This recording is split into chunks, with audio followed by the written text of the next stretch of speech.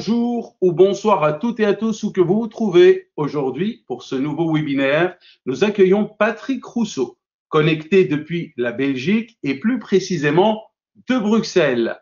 Patrick va nous présenter le webinaire coaché avec l'approche neurocognitive. Bonsoir Patrick. Bonsoir Yotis, bonsoir à tous et à tous. Ravi d'être avec vous ce soir. Alors comment te portes-tu Patrick aujourd'hui?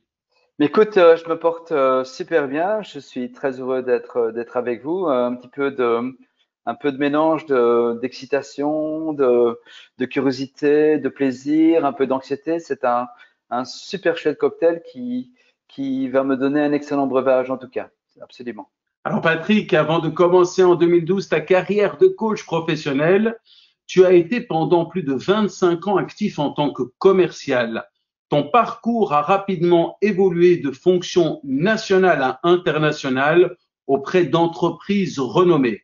Tes fonctions de directeur B2B international t'ont amené à gérer des équipes à travers le monde, équipes dont les profits étaient tant variés dans les cultures que dans les approches. Ton talent et ton ambition étaient déjà à l'époque le développement et la montée en puissance de chaque individu en intégrant compétences, talents et plaisir. Alors très vite, Patrick, tu as compris que les résultats ne s'arrêtaient pas seulement aux indicateurs de succès mesurables, mais aussi et surtout à l'état d'esprit dans la diversité de chaque personne, chaque équipe, dans l'accomplissement de ta mission. Alors Patrick, maintenant qu'on te connaît un tout petit peu mieux, qu'est-ce que tu peux rajouter pour qu'on puisse en savoir davantage sur toi? Eh bien, en fait, je me pose souvent la question de dire, OK, je me suis dit, tiens, c'est quand la dernière fois que tu as fait une chose pour la première fois? Et c'est une question que je pose parce que c'est une question qui me rend vivant. Eh bien, aujourd'hui, c'est la toute première fois de ma vie que je donne un webinaire et je suis absolument ravi. En plus de ça, effectivement, comme tu disais, j'habite à Bruxelles. Je suis très heureusement marié depuis, mais réellement, hein, depuis 3 décennies, plus de 3 décennies. Et j'ai deux enfants enfin, nous avons deux enfants qui sont magnifiques, hein, Kevin et Andy. Et nous avons adopté il y a 11 ans un autre enfant, Sam, qui est notre Golden Retriever. Donc voilà. Heureux de l'entendre. Alors, tu vas nous parler d'un sujet très intéressant, c'est coacher avec l'approche neurocognitive. Qu'est-ce Tout à qui fait. t'a poussé à nous proposer ce sujet? Oh, en fait, comme tu disais, en 2011, j'ai entamé un changement de carrière. Je cherchais à trouver un changement de carrière. Et donc, dans la phase pré-embryonnaire, je dirais, de ma carrière de coach, j'ai rencontré quelqu'un qui m'a dit, tu sais, Patrick, avec néanmoins, en plus des compétences qu'il faut pour être coach, il faut deux choses. Il faut aussi pouvoir montrer sa vulnérabilité. La deuxième chose, c'est de pouvoir cohabiter avec ses propres démons. Et je peux vous assurer qu'à l'époque, il y avait du monde dans l'appartement, hein.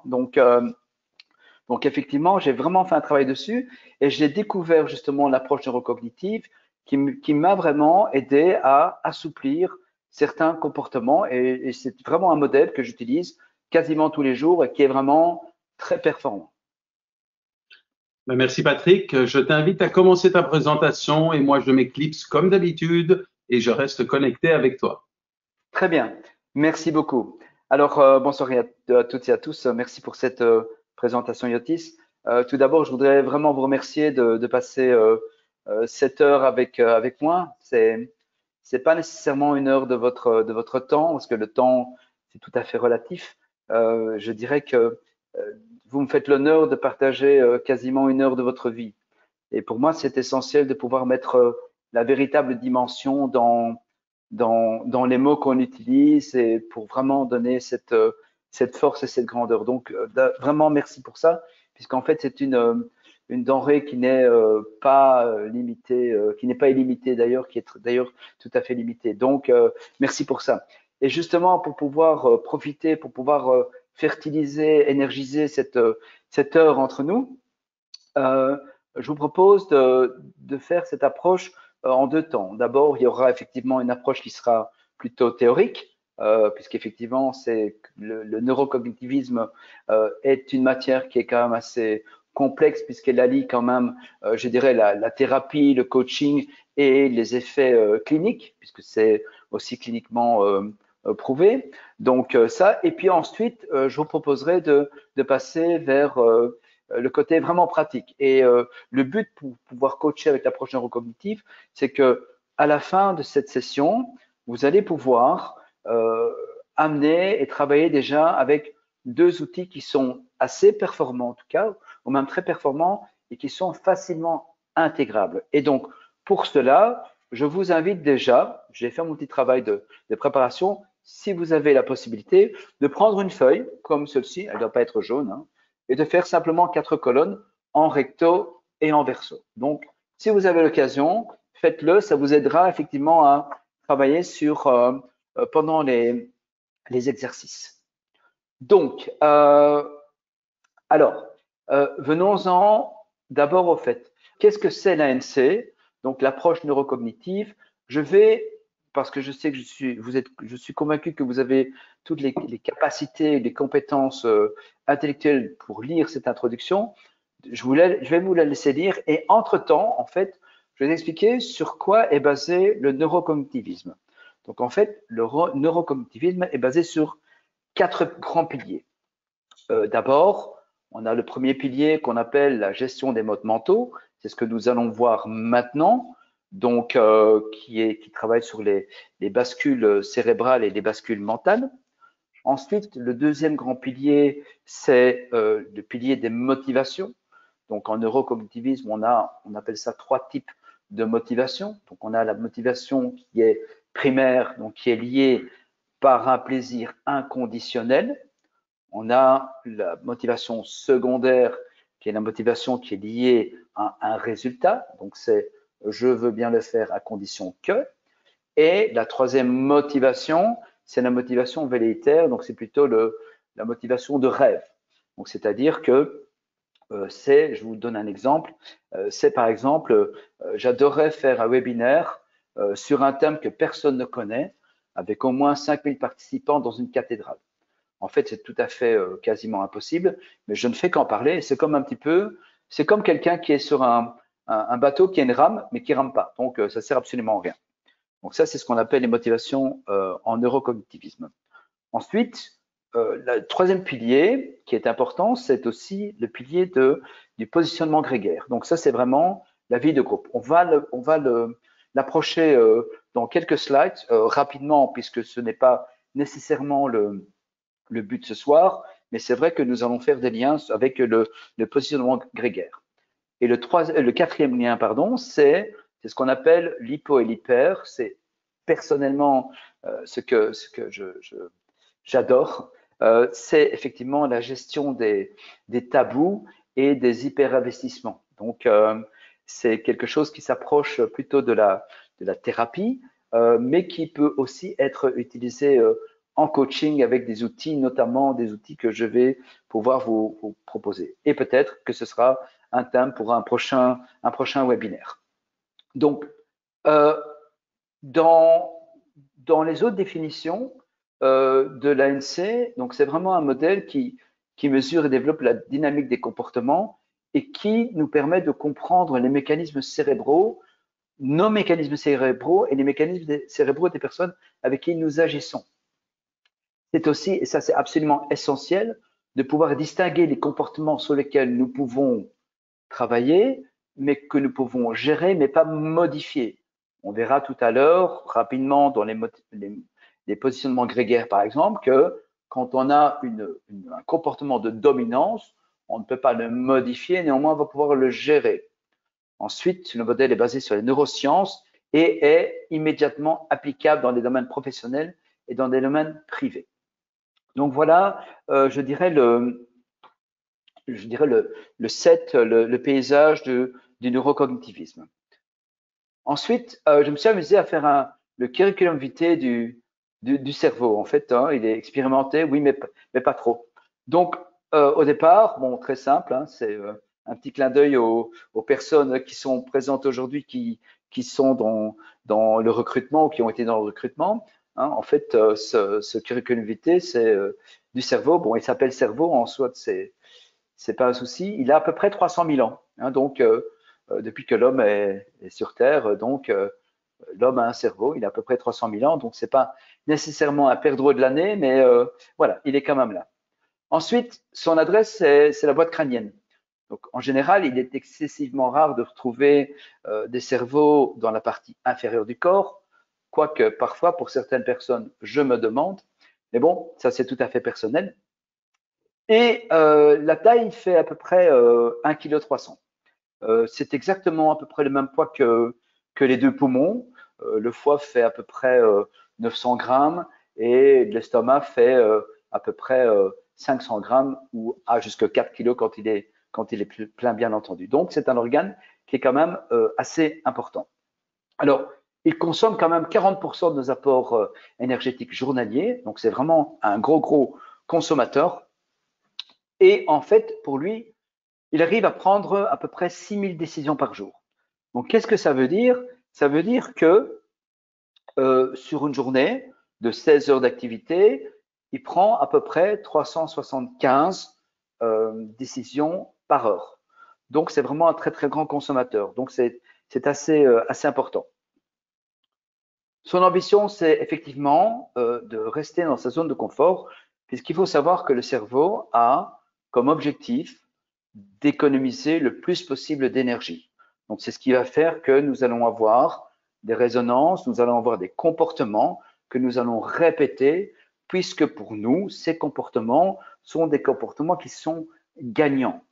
Le problème, c'est qu'effectivement, en travaillant sur des comportements que nous croyons gagnants dans un autre environnement, effectivement, ça va pas super bien marcher. Donc, effectivement. Et surtout, le challenge pour lui, c'est de ne pas se prendre la tête.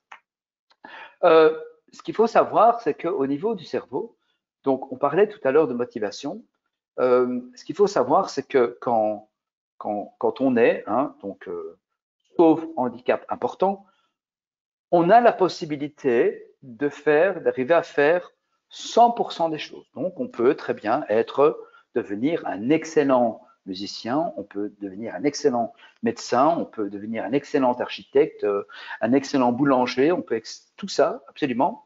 Par contre, entre ce qui se passe, et ça se passe entre 0 et 100 jours, et après 100 jours à peu près, tout ce qui n'a pas été stimulé cérébralement sera simplement élagué. Donc, c'est comme vous avez votre ordinateur et à un certain moment, il y a des documents que vous n'utilisez pas, eh bien, ces documents vont simplement à la corbeille et pour pouvoir les retrouver, c'est pas simple du tout. Donc, effectivement, il y a ce qu'on appelle ces séquences qui sont stimulées. On verra tout à l'heure, en fait, comment sont gérées ces séquences-là. Donc, si on fait le tour du propriétaire, nous avons 4 gouvernances. Hein. On parle de 4 gouvernances, on peut parler aussi de 4 pilotes. Donc, le premier pilote, c'est la première gouvernance, c'est la gouvernance qui est la gouvernance instinctive. La deuxième, c'est ce qu'on appelle, et on en a parlé tout à l'heure, la gouvernance grégaire. La troisième est la gouvernance émotionnelle. Et la quatrième et dernière, le quatrième pilote, c'est la gouvernance adaptative. Le challenge, évidemment, dans nos interactions avec les personnes, c'est de savoir quel pilote est-ce qu'on va mettre en place à tel ou tel moment. Alors, concrètement, qu'est-ce que ça veut dire? Ça veut dire que, dans un premier temps, la gouvernance instinctive a le seul but, c'est moi et la survie. Donc, la gouvernance instinctive sert, par exemple, à la reproduction et à sauver sa peau. Donc, très important parce que tout à l'heure, on vous posera une question dans un sondage et il y aura une différence entre ce qu'on appelle la peur, l'anxiété et tout ça. La deuxième gouvernance, c'est la gouvernance grégaire. Et la gouvernance grégaire, en fait, c'est moi et la survie du groupe. Donc, dans la gouvernance grégaire, il faut savoir que cette gouvernance grégaire est stimulée par des codes cérébraux. C'est-à-dire que la gouvernance grégaire fait partie de ce qu'on appelle la pression sociale. Cette gouvernance grégaire se crée en 2 temps. La première partie, c'est entre à peu près 0 et 3 ans et demi, où là, l'enfant va prendre sa place dans un axe qui soit dominant, soit soumis, ou dans un autre axe, ce qu'on appelle la marginalité, donc le manque de confiance de l'autre, ou ce qu'on appelle l'intégration, et c'est la pleine confiance vers l'autre. Donc, par exemple, un enfant qui a 3 semaines, par exemple, lui, il est plutôt dominant et il est intégré. Pourquoi? Parce que quand lui pleure le matin à 3 heures du matin, c'est vous qui vous levez pour faire chauffer le biberon dans le micro-ondes.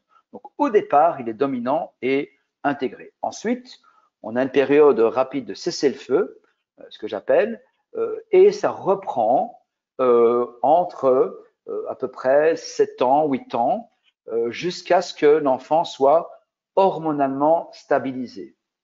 Donc, première règle pour les filles, première semence pour les garçons, et donc cette gouvernance grégaire est fixe et irréversible. C'est pour ça que on parlait tout à l'heure de comportements que nous pouvons gérer, mais que nous ne pouvons pas modifier. Donc, ce qui est très important. Donc, cette gouvernance grégaire a un point qu'on appelle un point de consigne qui est irréversible.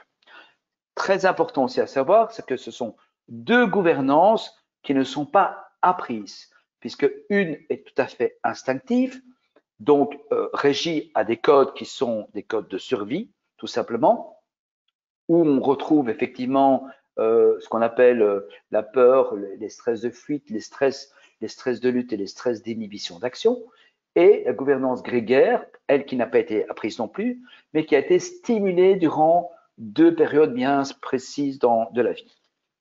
Alors, la troisième gouvernance, c'est la gouvernance émotionnelle.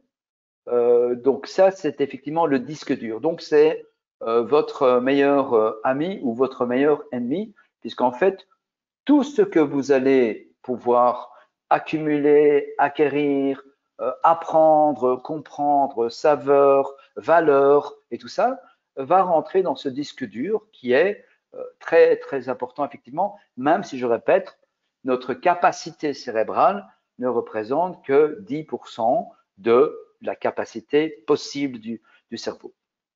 Et ensuite, nous allons avoir la gouvernance adaptative, qui est la gouvernance qui est dirigée vers les solutions. Donc, c'est ce qu'on appelle les phases d'apprentissage. Donc, ces 2 autres gouvernances, ce sont des gouvernances qui sont cognitives, qui ont été apprises et qui peuvent être, bien sûr, à chaque moment modifiées à partir du moment où on fait un travail de fond sur ces gouvernances. Alors, le détail de la gouvernance instinctive, donc là, effectivement, nous avons ce qu'on appelle le plaisir immédiat, l'impulsivité. J'adore prendre comme exemple, par exemple, vous rentrez du boulot, il est 19 heures, je prends mon exemple, hein, je ne vais pas juger les autres, mais je meurs de faim, je sais très bien que je vais manger à 20 heures, et pourtant, je vais me ruer dans le frigo pour prendre un morceau de fromage ou un morceau de viande ou n'importe quoi, parce qu'en fait, j'ai l'impression que si je ne mange pas ça, à 20 heures, je ne survivrai pas jusqu'à 20 heures pour pouvoir déguster mon repas. Donc, en fait, la gouvernance instinctive va uniquement vers les plaisirs immédiats, comme effectivement tout ce qui est hormonal, la reproduction et tout ça. Et donc, c'est très, très dépendant au stress. Donc là est surtout l'activité au niveau du stress, on arrive avec tout ce qui est adrénaline et tout ce qui est cortisol notamment. Donc c'est là qu'on a la production d'hormones. Ensuite, la gouvernance grégaire, là on est plutôt dans ce qu'on appelle la confiance et la méfiance, puisqu'on est dans ce qu'on appelle la marginalité et l'intégration.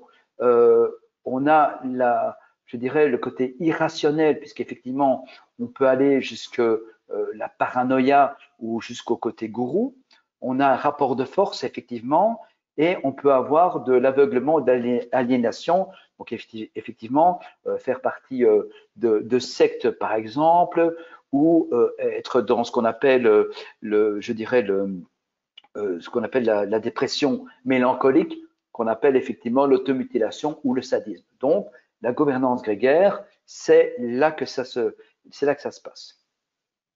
Ensuite, on a la gouvernance émotionnelle, où là, effectivement, on va trouver nos automatismes, on va trouver nos désirs, nos préférences, nos aversions, nos filtres, où là, je dirais, c'est notre zone de confort, c'est ce qui est connu pour nous. Donc, effectivement, on va avoir tendance à puiser plutôt dans cette gouvernance-là quand on sera même en face de situations qui soient nouvelles et inconnues. Dernière gouvernance, c'est la gouvernance qui est la gouvernance adaptative. Donc, c'est la gouvernance qui montre la flexibilité, qui montre la créativité, l'empathie et l'opinion personnelle, qui est absolument essentielle puisque l'opinion personnelle par rapport à la gouvernance grégaire, qui est plutôt je dirais, l'image sociale, va faire en sorte qu'on va pouvoir se démarquer par notre attitude, par cette nouvelle sorte d'intelligence. Alors, la maxime du cerveau, et c'est quelque chose que j'utilise quand même quasiment tous les jours, c'est que chaque comportement récompensé est reproduit. Qu'est-ce que ça veut dire concrètement? Ça veut dire que à partir du moment où je fais quelque chose, où j'ai un comportement gagnant et que ce comportement est récompensé, automatiquement, puisque notre cerveau est un organe qui est fainéant, il va simplement le reproduire. Donc, par exemple, il m'arrive fréquemment de rouler au-dessus des limites de vitesse, par exemple, mais à partir du moment où je reçois jamais d'amende, où je me fais jamais flasher, pourquoi voulez-vous que je respecte les limites de vitesse? Si, par exemple, j'arrive toujours au boulot en retard, ou très très souvent et qu'on ne me dit jamais rien, pourquoi voulez-vous que j'arrive à l'heure? Donc, effectivement, quand nous récompensons un comportement, celui-ci sera reproduit. Ce qui fait que, pour vous donner une idée, quand je commence, j'ai choisi de faire du coaching, cette mission de coaching, parce que effectivement, j'en avais assez d'aider les gens. Parce que les gens venaient chez moi, avec mes équipes, me demandaient des solutions, je leur donnais la solution, et donc, ils les appliquaient ou pas, mais à chaque fois, quand ça n'allait pas ou qu'ils en avaient encore besoin, ils revenaient. Et donc, je récompensais leur comportement. Et donc, c'est absolument essentiel de savoir que lorsque vous faites ça, vous fertilisez aussi votre gouvernance ou la gouvernance émotionnelle d'autrui. Alors, on va passer maintenant à la partie qui est plus technique et on va parler effectivement de la gestion des modes mentaux, donc la GMM, et on va parler donc de la bascule cérébrale. Donc, au départ, vous avez deux équipes. Vous avez le mode mental automatique qui est, je dirais, divisé en 6 parties. Et vous avez le mode mental adaptatif, donc l'équipe des Bleus, qui est aussi divisé en 6 parties. Donc, au départ, on va parler de la routine. La routine, qu'est-ce que c'est? C'est typiquement ce que j'ai dit tout à l'heure au niveau de la gouvernance émotionnelle. C'est l'habitude, la maîtrise du connu et c'est pas d'exploration. Donc ça, c'est vraiment ce qu'on fait le mieux. Hein, c'est ce qu'on fait, ce qui demande le moins d'énergie. D'un autre côté, au niveau de la bascule, on va passer au mode adaptatif. On est plutôt dans l'esprit de découverte. On est plutôt dans trouver la différence. Et encore pas plus tard que lundi, j'étais en formation et quelqu'un me disait, oui, mais tu sais, Patrick, moi, ce que j'adore, c'est le changement. Je ne peux pas m'imaginer qu'il n'y ait pas de changement. Il faut que ça bouge tout le temps, sinon je m'ennuie. Et je dis à la personne, je dis, effectivement, c'est exactement de la routine. Elle me dit, mais non, c'est la curiosité. Je dis non, à partir du moment où ce comportement est simplement reproduit, il est spécifique, il est fixe, c'est de la routine. Donc, pour elle, cette personne-là, ce serait justement de ne pas vivre ce changement, avoir des moments, je dirais, où de statu quo. Et en fait, quand on voit, je dirais, le dialogue entre le mode automatique et le mode adaptatif, qu'est-ce que le mode mental automatique de la routine dirait vers la curiosité? Il dirait, cette personne est instable, il change toujours tout. Donc, c'est vraiment ça. Donc, le mode automatique va avoir une aversion vis-à-vis du mode adaptatif. Quand on parle de persévérance et de rigidité, là, on a une résistance aveugle au changement, même si cette résistance ou ce changement est inéluctable. Donc, même si on sait que ça va arriver dans les quelques jours, la rigidité va faire en sorte que on va avoir une résistance, on ne va même pas se laisser déstabiliser par l'imprévu et par les obstacles. D'un autre côté, on va passer par la souplesse, où là, on est plutôt dans l'ouverture physique et mentale, et l'acceptation de la réalité, que la réalité est aussi, peut aussi être changeante, mais sans pour ça se résigner. Donc, c'est d'accepter que le monde peut changer, mais pas nécessairement dire je vais me résigner. Donc ça, c'est la souplesse et l'acceptation. Au niveau de la simplification, là, je suis certain, chers collègues, que vous avez rencontré ça aussi. C'est ce qu'on appelle la généralisation. Hein, c'est de toute façon, ça sert à rien, on n'y arrivera jamais. Tout le monde est comme ça. On va prendre aussi des décisions qui sont rapides. On va plutôt avoir une vision qui est tranchée et simpliste, puisque c'est le chemin, on sait comment on peut faire, effectivement. Et par contre, au niveau de la nuance, on va plutôt travailler sur une vision qui va plutôt être concevant les intermédiaires. Donc, on va travailler surtout sur les avantages et les inconvénients. Et ce côté nuance sera très très fort utilisé tout à l'heure lors de nos exercices. Ensuite, nous avons la certitude, et donc ça, c'est effectivement, c'est d'avoir une opinion qui est enracinée à l'excès. C'est une opinion qui fait que notre perception sensorielle est la réalité et que ce que nous voyons est la vérité. Donc ça, c'est la certitude.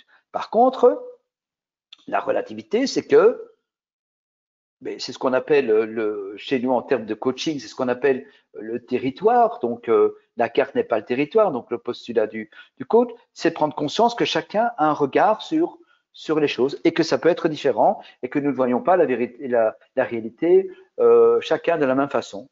Donc voilà. Ensuite, nous avons l'empirisme. L'empirisme qui est là le scénario gagnant. Ça veut dire que on entend souvent, oui, je fais ça depuis 30 ans, pourquoi changer? On a une aversion par rapport au moment de réflexion perçu, on trouve que c'est stérile, qu'on n'avance pas, que c'est compliqué, qu'on se prend la tête. Alors que plutôt dans la réflexion, on va chercher, on a je dirais une recherche active de la compréhension et des mécanismes cachés qui animent le monde et d'avoir un autre regard. Donc là, on est dans la réflexion. La dernière bascule, c'est l'image sociale, où là, on a une perception intuitive de ce qui serait acceptable par le groupe. Donc de nouveau, hein, donc l'image, c'est par le groupe. On va aussi se donner une image qui va être sans doute exagérée, puisqu'effectivement, il faut que moi, en tant que coach, en tant que mari, en tant que papa, je brille en société. Donc on va donner une image exagérée, parce que je trouve que le groupe est celui qui me juge.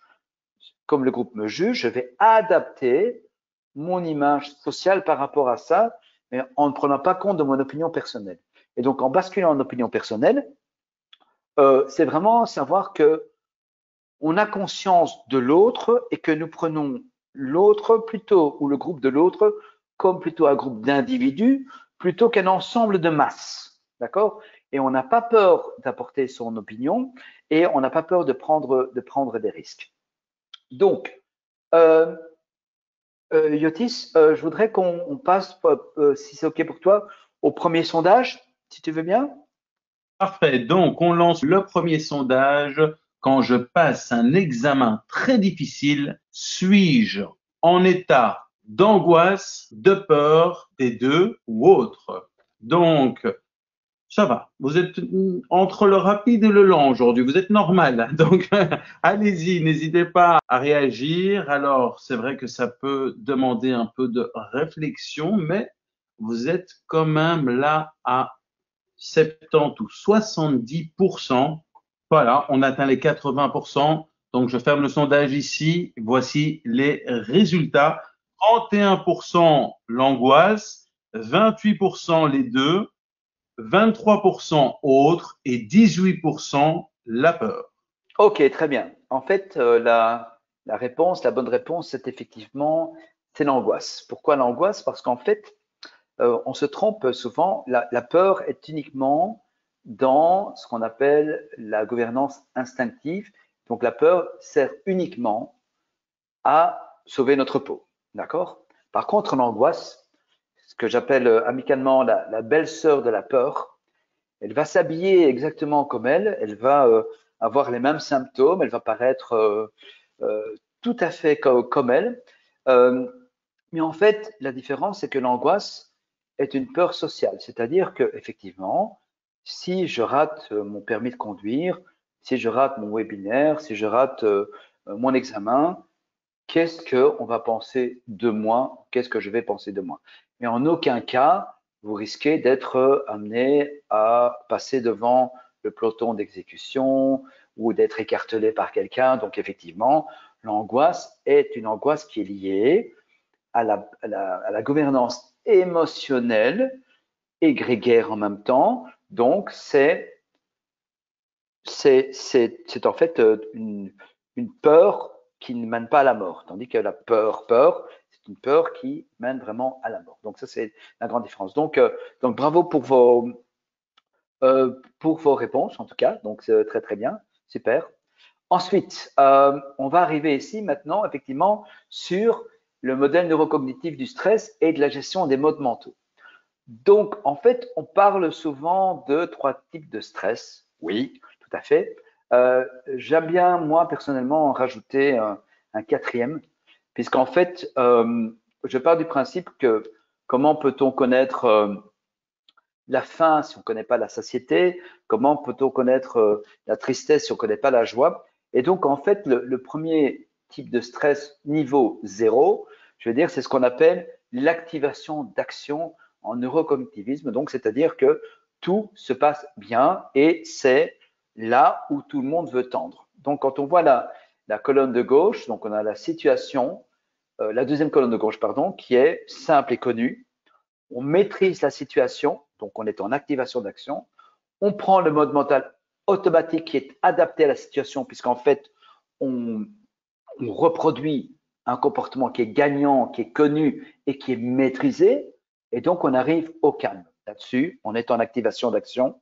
Super. Par contre, quand la situation est complexe ou inconnue et non maîtrisée, là, on va plutôt basculer vers ce qu'on appelle donc le stress de lutte. Donc, on va vraiment essayer de convaincre et donc on va refuser la maîtrise.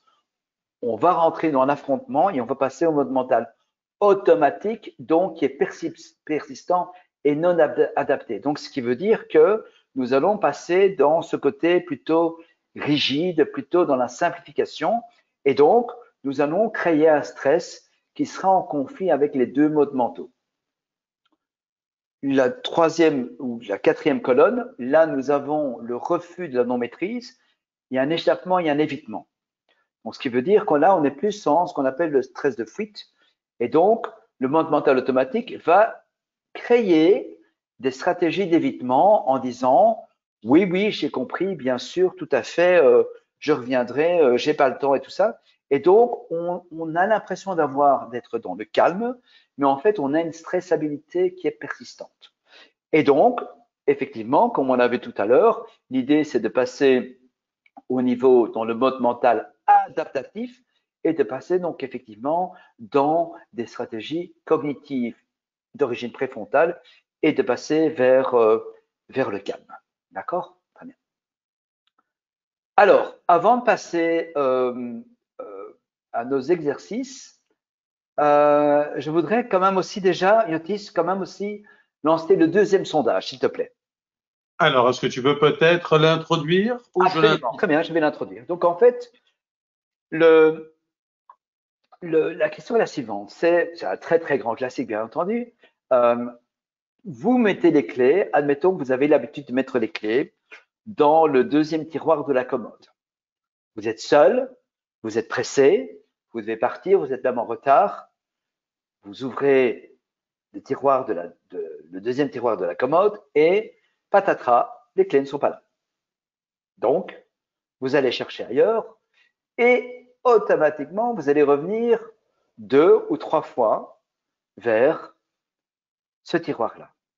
Voilà. Ça, c'est la situation, Yotis.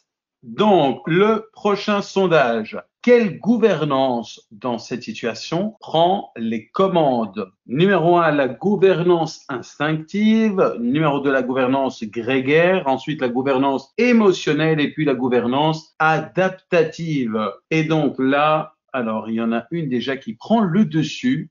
Nous allons voir pendant combien de temps elle va rester là en pole position. Nous sommes donc à 80 presque %. Et nous arrêtons le sondage maintenant.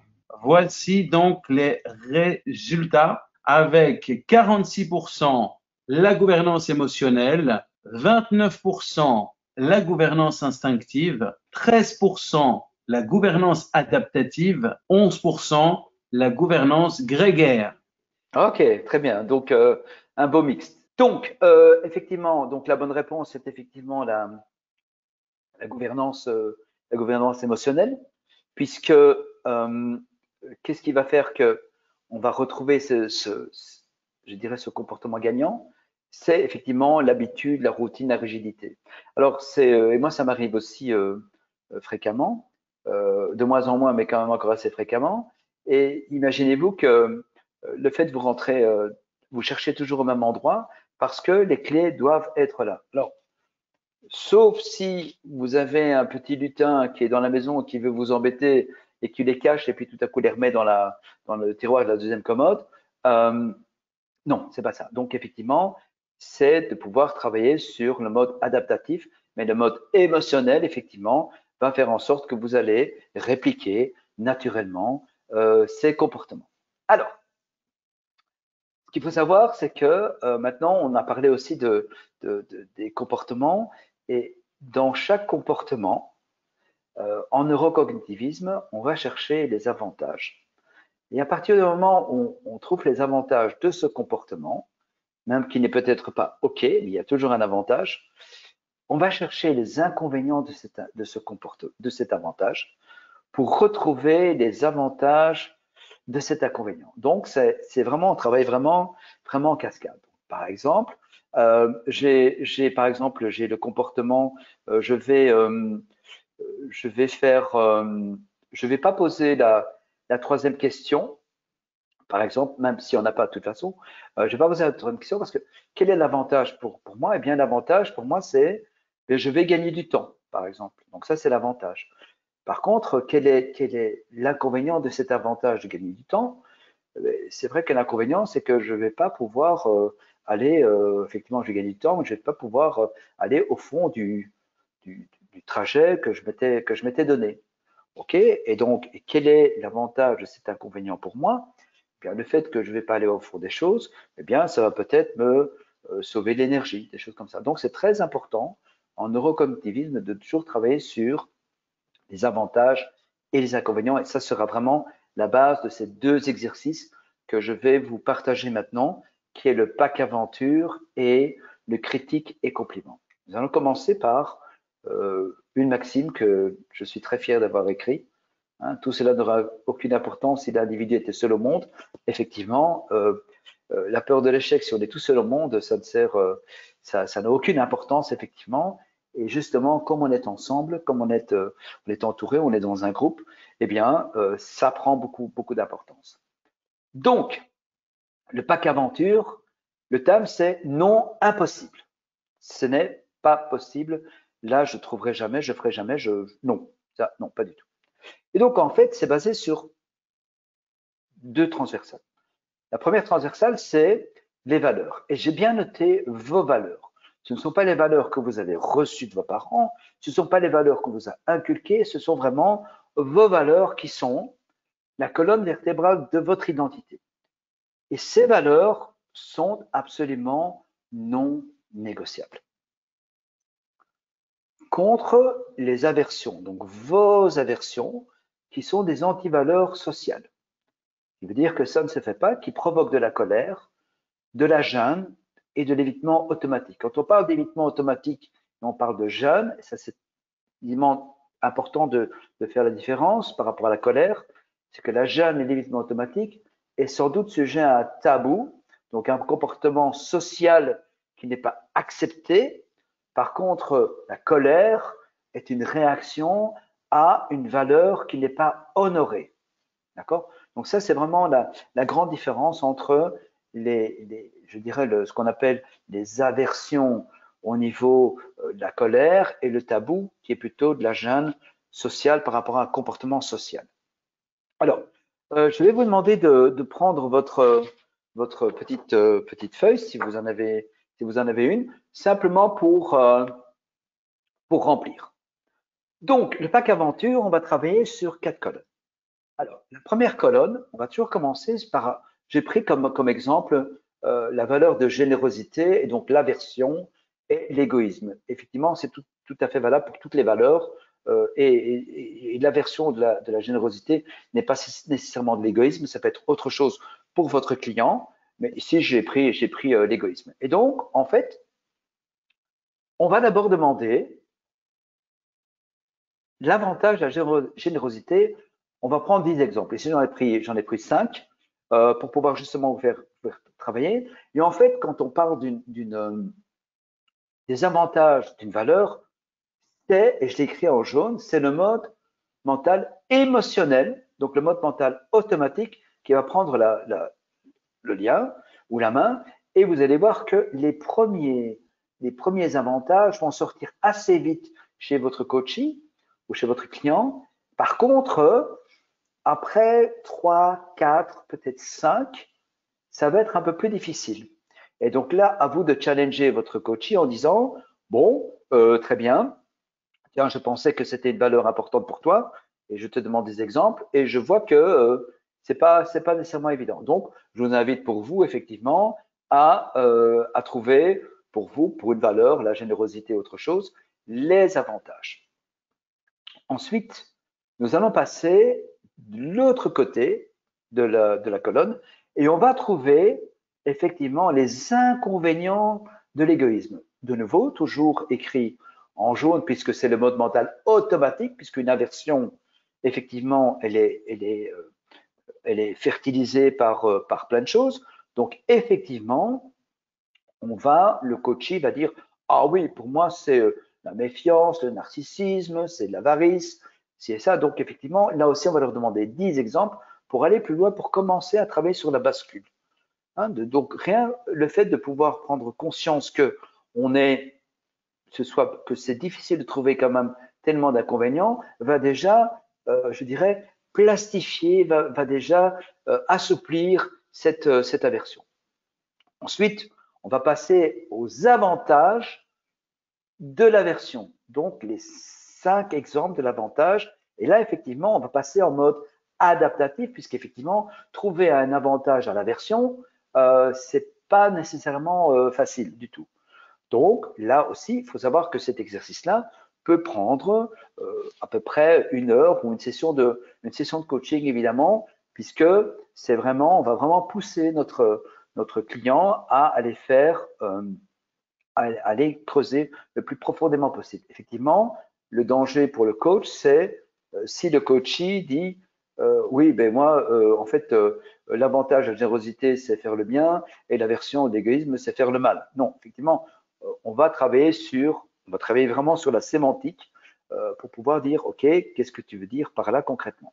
Et ensuite, on va passer sur les inconvénients de la générosité. Très difficile aussi, puisque à partir du moment où on met cette valeur, ce qui fait partie de notre colonne vertébrale en exergue, trouver des inconvénients, c'est pas évident du tout. Donc, on va travailler sur ces inconvénients-là. Donc, ça prend pas mal de temps. Ensuite, qu'est-ce qu'on va faire? Donc, je vais laisser un tout petit peu. Qu'est-ce qu'on va faire à partir du moment où le client voit ce qu'il a écrit et il trouve qu'il y a effectivement des avantages et des inconvénients dans ces avantages et des avantages dans ces inconvénients, qu'est-ce que je vais proposer de faire? C'est de dire, voilà, en fait, je demande à la personne d'entourer le mot, dans une de chaque colonne, le mot qui a le plus d'impact sur elle par rapport à chaque colonne. Donc ici, par exemple, j'ai pris faire le bien, se sacrifier, liberté et avarice. Et à partir de ce moment-là, je vais demander au coachee de créer une phrase qui combine les 4 mots pour créer un véritable ancrage. Donc, le coachee prend dans chaque colonne le mot, la séquence qui n'impacte le plus et crée une phrase comme ancrage. Donc, par exemple, la générosité est l'avarice de l'individu qui veut faire le bien en toute liberté sans se sacrifier. Et cette phrase, en fait, puisque c'est une phrase qu'elle a trouvée, c'est une phrase qui combine et les avantages et les inconvénients de la version et de la valeur, va faire en sorte qu'elle aura basculé dans ce mode adaptatif. Effectivement, c'est à elle aussi, bien entendu, de pouvoir continuer à travailler sur cette phrase. Et en fait, à partir du moment où vous donnez la responsabilité au client de l'écrire, eh bien, en fait, ça va être validé par cette personne-là. Donc, effectivement, donc c'est un très, très chouette outil, le pack aventure, qui va faire en sorte que vous allez rapidement pouvoir basculer. Ça demande pas mal d'énergie à votre coachee, puisqu'effectivement, il va avoir des résonances et des résistances par rapport à ça. Mais comme vous savez très bien, à partir du moment s'il n'y a pas de résistance, il n'y a pas de changement. Alors, autant le pack aventure c'était non impossible, le critique compliment c'est oui c'est vrai. Là aussi, prenez toujours votre feuille si vous voulez. Et donc là, on va poser la question, c'est quelle est la critique qui, quand elle est vraie, parfois vraie ou jamais vraie, te fait vraiment du mal. Donc, critique qui, quand elle est vraie, parfois vraie ou même jamais vraie, te fait vraiment du mal. On part de nouveau sur 4 colonnes. Et donc, on va parler sur la critique, c'est « Ah oui, tu sais, quand on me dit tu es nul » ou « tu n'as pas » ou tu es toujours en retard », vraiment, on commence vraiment par, on dit toujours le tu, mais ici, c'est important effectivement d'utiliser le tu. Hein, oui, quand on dit « je suis nul », ok, nonchalant, pas digne de confiance, fainéant, égoïste. Donc, on prend aussi de nouveau à peu près 10 critiques. Ensuite, ce que le coach va faire, il va dire, OK, très bien, donc, quel est, dans ces critiques, ce qui est vrai, parfois vrai, ou pas vrai du tout. Et donc, par exemple, quand c'est parfois vrai, on va pointiller. Quand c'est tout à fait vrai, c'est vrai, oui. On va le souligner. Quand ce n'est pas vrai du tout, on ne va même pas l'utiliser, d'accord? Et donc, on va travailler maintenant sur ce qu'on appelle les véritables sens. Donc, on va mettre le coaché en mouvement et donc on va combiner les 3 sens, kinesthésique, auditif et visuel, olfactif et gustatif, on n'en a pas besoin pour ce genre d'exercice. Et donc, qu'est-ce qu'on va faire? Le coach va citer les critiques avec soit parfois avec oui. Et donc, le coach va faire, comme pour jurer, il va d'abord lever la main, gauche ou droite, ça n'a pas d'importance. Il va se regarder, donc il va être en introspection, et il va dire oui, c'est vrai. D'accord? L'avantage de là, c'est que effectivement, le coachee, lui, va, puisque c'est lui qui dit oui, c'est parfois vrai, ou oui, c'est tout à fait vrai, lui prend de nouveau la responsabilité. Et donc, par exemple, on pourrait très bien dire, le coach pourrait très bien dire, parfois et uniquement au boulot, bah, tu es nul. Bah, oui, oui, c'est vrai. Ou si je te dis que tu es nonchalant, tu ne diras pas de moi que je mens. Enfin, oui, c'est vrai. Et donc, pour chaque critique, on va le faire. Ensuite, on va passer au compliment. Donc, de nouveau, quel est le compliment qui, quand il est vrai, parfois vrai ou jamais vrai, te fait vraiment, mais vraiment plaisir? Là, qu'est-ce que nous avons? Nous avons donc, de nouveau, le compliment tu es. Ah, tu es courageux, courageuse, une belle personne, professionnelle, pleine d'énergie et rassurante. Ça c'est top. Quand on me dit ça, moi j'adore, c'est vrai. OK, de nouveau, tiens, qu'est-ce qui est vrai, parfois vrai ou jamais vrai? En général, les compliments jamais vrai, il n'y en a pas beaucoup. Donc, c'est toujours parfois ou bien c'est vrai. Ici aussi, on va dire, OK, ah oui, je suis courageuse, absolument, tout à fait. C'est vrai que parfois, on me dit que je suis une belle personne, Je suis pas certain, je suis pas convaincu moi-même, mais c'est vrai que parfois, oui, tout à fait. Professionnel, alors là, jusqu'au bout des ongles, plein d'énergie, je sais même pas comment je fais, mais moi, c'est effectivement, ça me donne, j'ai la pêche tous les jours, j'ai le sourire, et rassurant, oui, peut-être que c'est vrai. Et donc, de nouveau, qu'est-ce qu'on va faire? Lever la main et on va dire, OK, on va lever la main, on va se regarder et dire oui, c'est vrai. Donc, dans ce cas-ci, on va dire, le coach va dire, tu es courageuse, oui, c'est vrai. On dit parfois de toi que tu es une belle personne, oui, c'est vrai. Euh, Ton niveau de professionnalisme n'aime pas à discuter, tu es vraiment la plus professionnelle qu'on connaisse. Oui, c'est vrai. Et à chaque fois avec plein d'énergie. Oui, c'est vrai. Et souvent, pas tout le temps, tu es assez rassurante. Oui, c'est vrai. Donc, de nouveau, en vous donnant le fait de pouvoir souligner en pointillé ou en continu des compliments, le coach vous donne l'autorisation de pouvoir travailler avec lui. Ensuite, qu'est-ce que nous allons faire? Le coach va faire le mix lui-même, comme il veut. J'ai pris deux exemples, par exemple. Il va par exemple lier la critique tu es parfois nul et une belle personne, on va dire, et il va dire, tiens, même si parfois tu es nul, tu es une belle personne. Oui, c'est vrai. Bien que souvent pleine d'énergie, tu es nonchalante. Oui, c'est vrai. Ton égoïsme n'empêche pas ton courage. Oui, c'est vrai. Bien que tu sois professionnel, il t'arrive d'être fainéant. Oui, c'est vrai. Donc, de nouveau, à partir du moment où le coaché vous donne l'autorisation, ça se passe très facilement. Et donc, on est en pleine bascule puisqu'on va pouvoir assouplir les critiques avec les compliments. Patrick, j'ai une question à te poser. Oui, De j'écoute. Jacinthe, elle voudrait une petite précision. Quand vous dites se regarder, le client se regarde dans le miroir ou regarde le coach?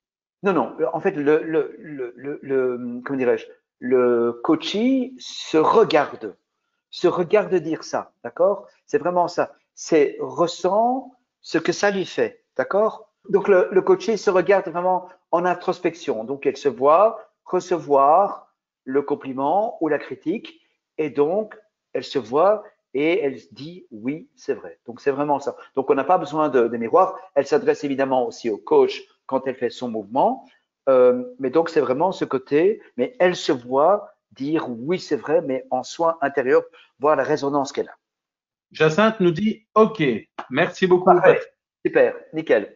Donc, ensuite, là, qu'est-ce qu'on va faire? On va demander au coachee de faire lui-même le mix. Donc, elle va pouvoir elle-même écrire, euh, mélanger ses critiques et ses compliments. Donc, il ne faut pas nécessairement commencer par la critique et ensuite le compliment. On peut commencer par le compliment et la critique. Et là, elle va écrire en je. Donc, pas tu es, ou c'est je. Je suis courageuse, même si parfois je peux être fainéante. Vous voyez, ça peut être je suis professionnelle, bien qu'il m'arrive d'être nonchalante. De se poser cette question, même s'il n'est pas d'accord, demande Christelle. C'est le coach qui dit lui-même, qui prend la responsabilité. Hein. Donc, c'est le Oui, coach qui fait lui-même son mix. D'accord? Mais à partir du moment où le coach fait son propre mix, oui. automatiquement, il est d'accord avec ce qu'il dit. Voilà. OK, Si maintenant il dit, par exemple, je reviens sur, il dit, par exemple, si je prends la colonne de gauche, je suis nonchalant et effectivement, je suis plein d'énergie. D'accord? Eh bien, le, le, le, le coachee dans la quatrième colonne pourra dire je suis plein d'énergie, même si c'est vrai, je suis nonchalant. Et donc, ça va pouvoir assouplir cette bascule entre les critiques et les compliments. Les personnes ont du mal à recevoir des critiques, tout à fait, parce que la façon dont ça a été dit peut être parfois dévastateur. Donc, le coach, à partir du moment où c'est lui qui souligne et c'est lui qui met les pointillés, est automatiquement d'accord avec ce qu'il dit. la formulation tu es me gêne un peu dans la mesure où l'on encourage nos coachés à ne pas s'identifier à leur comportement. Tu fais Absolument. et Oui. non tu es. Qu'en pensez-vous? Alors, absolument, je comprends. Et là, ici, on est vraiment dans cette approche neurocognitive. Donc, autant en coaching, on ne va pas utiliser le tu es, puisqu'effectivement, on est dans le jugement. Hein, donc, effectivement, euh, en neurocognitivisme, on va justement pousser le coachee à travailler sur ce qui est en plus profond de lui et donc créer des résonances. Donc, il faut bien savoir que en faisant ce type d'exercice, on ne le fait jamais lors de la première session ou lors du get to know avec son coachee. C'est après quelques sessions où la confiance est là, où le cadre est effectivement bien mis, où là, effectivement, on va pouvoir le faire. Donc, à mon savoir, je n'ai jamais eu de résistance par rapport à ça, du moment que, et comme on le fait tout le temps, le cadre est bien mis. Donc voilà, Merci Patrick. voilà, très bien. Donc, voilà le travail. Et donc, j'arrive, puisque j'ai le timing, je pense que c'est important. Euh, J'arrive à la conclusion suivante. C'est en fait trouver le juste équilibre est la règle première. Si on laisse le gouvernail au mauvais pilote, si effectivement on va travailler avec le pilote, la gouvernance grégaire pour pouvoir travailler sur un mode plutôt adaptatif et l'apprentissage, ça n'ira pas. Par exemple, le mode grégaire, j'ai eu un jour quelqu'un en coaching qui me disait, tu sais, moi, quand je rentre en réunion et que les gens baissent les yeux, j'adore. Ouais, donc, c'est une position. Donc, si on met le mauvais pilote dans le mauvais environnement pour le mauvais objectif, effectivement, ça ne fonctionne pas. Donc, c'est très important d'utiliser le bon pilote pour le bon gouvernail. Alors, même si le travail de bascule mental est pour tous un apprentissage, il sera un investissement qui sera à terme toujours gagnant, puisqu'en fait, on va de nouveau fertiliser, on va euh, euh, enrichir effectivement notre cerveau par rapport à ça. On va ouvrir les canaux neuronaux par rapport à ça. Et donc, et aussi, bien faire la différence entre ce que nous pouvons changer en comportement, de ceux qui sont fixes, mais que nous pouvons gérer. Donc, je reviens de nouveau sur ma gouvernance grégaire, par exemple. Je sais que personnellement, je suis quelqu'un qui a une approche qui peut être parfois dominante. À partir du moment où je le sais, où je peux prendre du recul, pour moi, c'est absolument OK. Et là, on est plus aussi dans tout ce qui est dominance, tout ça, plutôt dans la thérapie. Donc voilà ma conclusion. Je pense que je suis dans les temps. Tout à fait, oui. Il y a quelques questions, donc Ouais, je vais en je vous écoute. profiter vite fait si tu le veux bien. Bien sûr, avec plaisir. Alors, Stéphanie nous demande quelle est la différence entre l'ANC et la PNL? Donc, en fait, donc l'ANC, donc l'approche neurocognitive, en fait, on est plutôt, donc, c'est un mélange de neurosciences et d'une approche qui est clinique.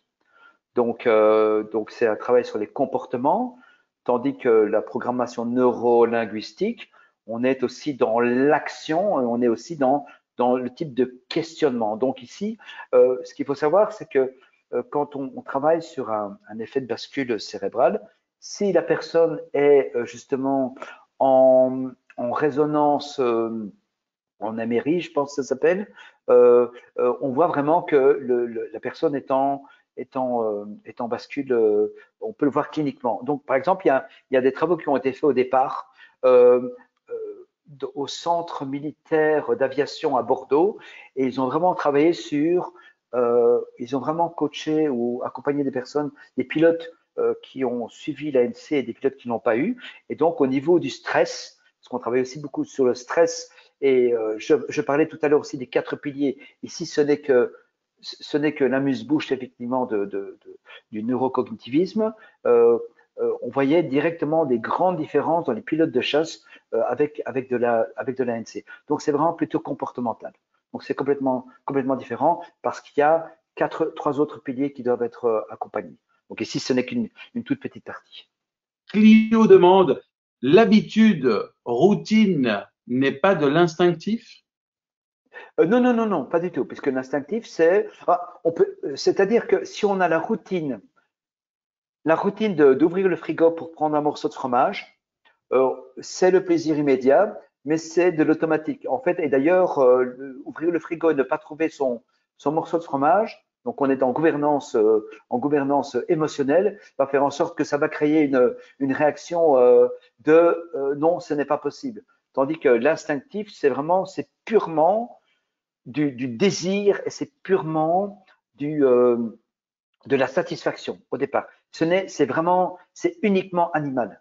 Tandis que l'émotionnel est lié par vraiment des croyances, par des valeurs. Donc, je sais que j'ai mon morceau de fromage qui est dans ce frigo-là. Donc, c'est complètement différent. Il faut savoir que, sans rentrer trop dans les détails, effectivement, il y a aussi, entre ça, il y a l'amygdala qui va créer justement le stress et le besoin. D'accord? Donc, l'instinctif, c'est uniquement hormonal, hein, donc, et uniquement au niveau du stress, de peur, de fuite, d'inhibition, d'action. C'est la grande différence. Donc, il n'y a pas de danger de mort si on ne trouve pas son morceau de fromage. Donc, c'est vraiment la routine, c'est de l'émotionnel. Pascal nous demande, pouvez-vous préciser le lien entre les modes mentaux et les gouvernances? Alors, le mode, donc en fait, donc les modes, les gouvernances, ce sont les quatre pilotes, et le mode mental, c'est quels sont les, les ingrédients qui vont faire que cette gouvernance va être en place. D'accord? Donc, quand j'ai montré tout à l'heure le détail de ça, c'est le mode mental. Qu'est-ce qui va faire que, donc par exemple, quand on prend la gouvernance émotionnelle, le mode mental, c'est les valeurs, c'est les croyances, ce sont les habitudes. Donc, ça, c'est le mode mental. Donc, on a le bateau qui est la gouvernance et dedans, ce sont je dirais, tous les matelots qui vont faire que c'est ce mode mental qui va, quand il est activé, eh bien, il va activer cette gouvernance émotionnelle. Alors, on a plusieurs personnes qui nous posent la question et on va terminer avec cette question. Il y en a énormément. Caroline, Valérie et d'autres demandent dans quelle situation utiliser ces outils? Pouvez-vous donner un exemple?